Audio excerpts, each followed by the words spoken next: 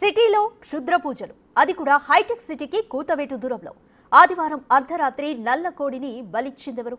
నిత్యం రద్దీగా ఉండే మాదాపూర్లో డీమార్ట్ పక్కన సందులో సోమవారం ఉదయం జనాలు దడుచుకున్నారు. నల్ల కోడిని కోసి కోడిగుడ్లు పడేసి ఉండడంతో భయభ్రాంతులకు గురయ్యారు. కంప్లీట్ డీటెయిల్స్ మా ప్రతినిధి సుజాత అందిస్తారు. అమావాస్య పౌర్ణమి వచ్చిందంటే క్షుద్ర పూజలు ఏదో ఒక ప్రాంతంలో జరుగుతూనే ఉంటాయి.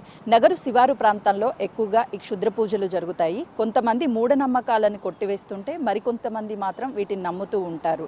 అంతరిక్షంలోకి మనుషులు వెళ్తున్నారు. రోజు రోజుకి సైన్స్ టెక్నాలజీ పెరుగుతూనే ఉంది. కానీ క్షుద్ర పూజలు మాత్రం రాజ్యాన్ని ఏలుతున్నాయని చెప్పడానికి ప్రస్తుతం నేను విజువల్స్లో చూపిస్తున్నటువంటిది నిలువెత్తు నిదర్శనం.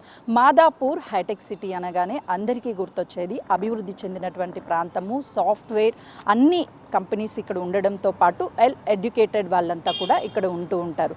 కానీ ఈరోజు మాదాపూర్ 3 సర్కిళ్ళ వద్ద చేతబడి చేసినటువంటి ఆనవాళ్ళు మనకు కనిపిస్తున్నాయి. నల్ల కోడి, అదేవిధంగా నిమ్మకాయ, కోడిగుడ్లు పెట్టి ఈ 3 రూట్లు కలిసేటువంటి ప్రాంతంలో ఈ క్షుద్ర పూజను చేసినటువంటి విజువల్స్ని నేను బిగ్ టీవీ స్క్రీన్ మీద చూస్తున్నాను.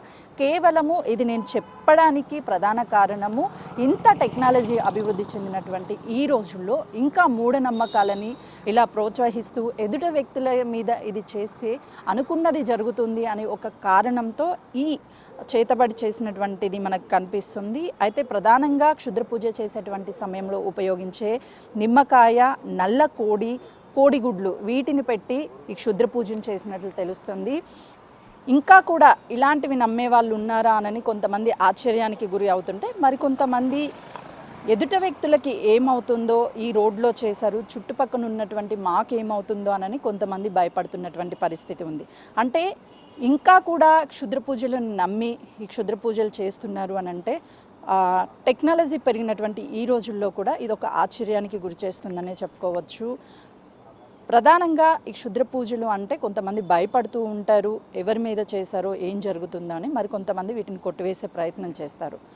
ఈ ప్రాంతంలో జరగడంతో కొంతమంది చుట్టుపక్కల ఉన్నటువంటి వాళ్ళు భయానికి గురి అవుతున్నారు. ఇవి ఎవరు చేశారు? 3 రోజుల క్రితం పౌర్ణమి ఉంది. నిన్న ఆదివారం ఎక్కువగా ఈ క్షుద్ర పూజలు పౌర్ణమి అర్ధరాత్రి కానీ, అమావాస్య అర్ధరాత్రి, లేదు అంటే ఆదివారం అర్ధరాత్రి చేస్తూ ఉంటారు అంటారు. నిన్న ఆదివారం కావడంతో అర్ధరాత్రి జరిగింది అని ఇక్కడ భావిస్తున్నారు. కానీ ఎవరు చేశారు అన్నది కూడా ఇంకా క్లారిటీ లేదు.